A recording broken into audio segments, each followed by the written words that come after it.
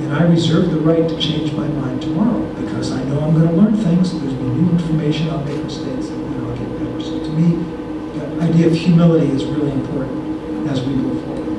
With that, I'll close. If you want to contact me, feel free. And again, thank you so much for inviting me.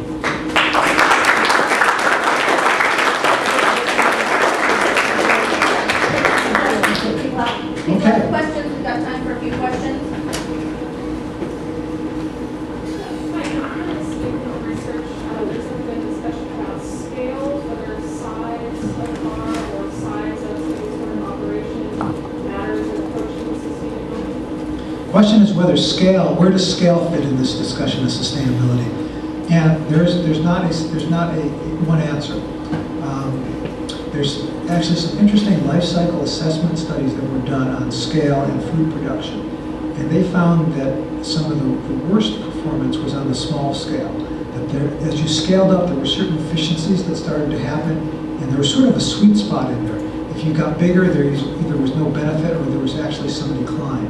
So I think it depends on what aspect you're looking at, but I don't think I don't think small scale is a precondition for sustainability any more than large scale is. I think they each probably have a strength and weakness that we have to look at the particular situation. But there's certain fundamentals where just almost the thermodynamics of the situation, some economy of scale will happen in some situations. It's sort of a built-in fact of nature.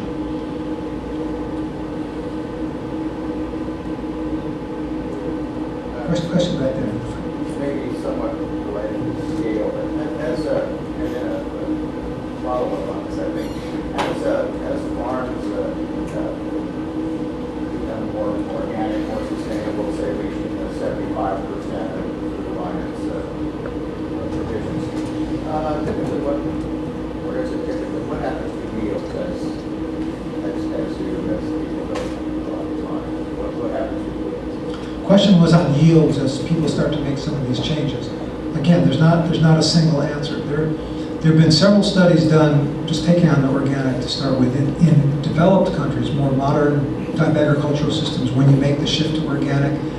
And in general, there's a slight yield loss across all the crops, but it's not big. I think one of the original studies said it was about 90% of conventional yields.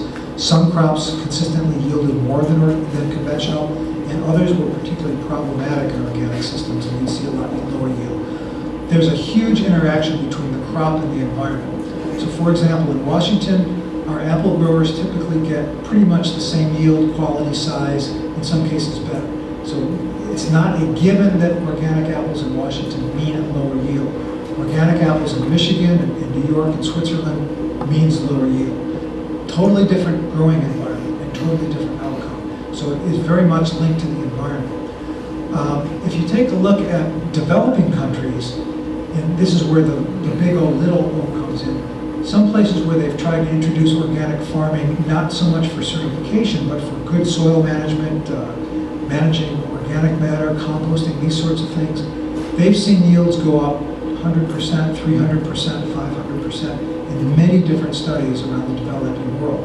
Of course, they're starting from a very, very low level, but what they found is that building that soil base has a dramatic effect on increasing and stabilizing yields over time in some of these more marginally degraded locations. So in the organic realm, that kind of gives you a picture. It's diverse, but it's not the Earl Butt statement, and I use this in a lot of my talks, which half of the world will starve if we switch to organic farming. That was USDA policy in the 1980s. That's no longer policy, it's not reality.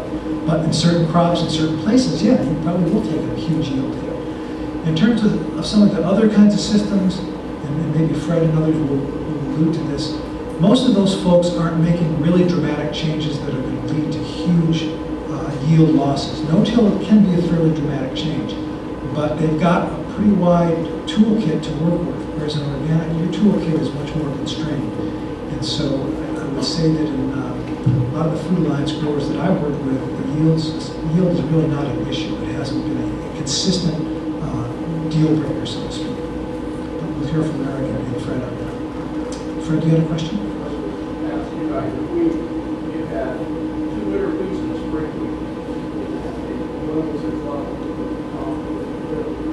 spring weeks. The spring weeks that caused the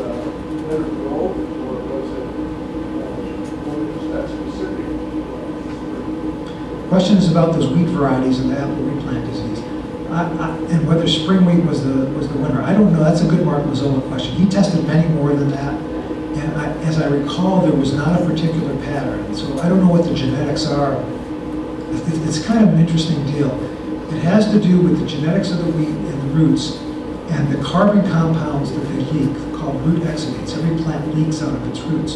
But depending on the crop and the variety, apparently that leakage can be chemically different.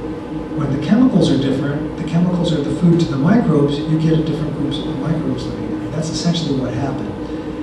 Whether you could breed for particular things, I think you probably could if you could identify the genes that were driving those chemicals. It was fascinating, yeah.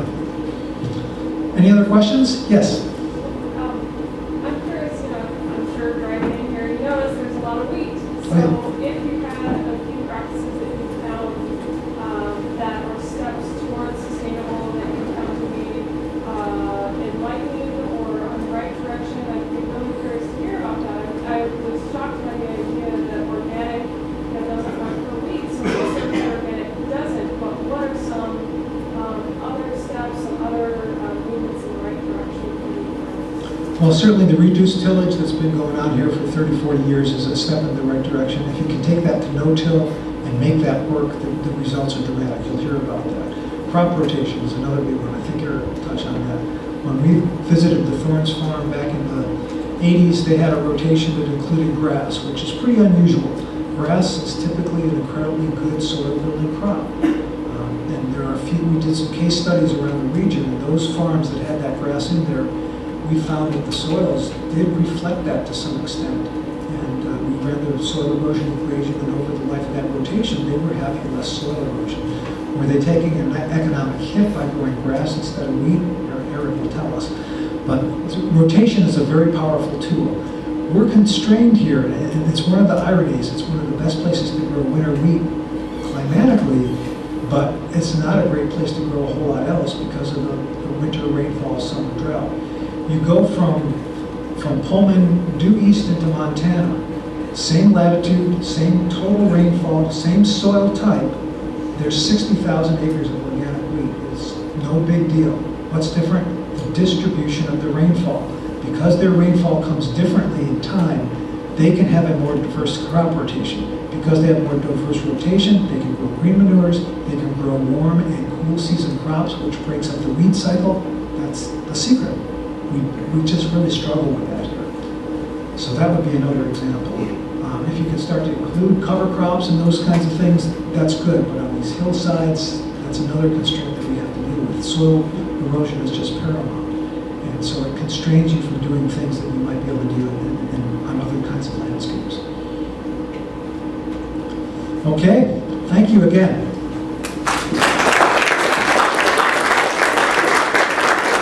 Gardener that grows produce in the community on city lots and sells to our local restaurants and local residents. And so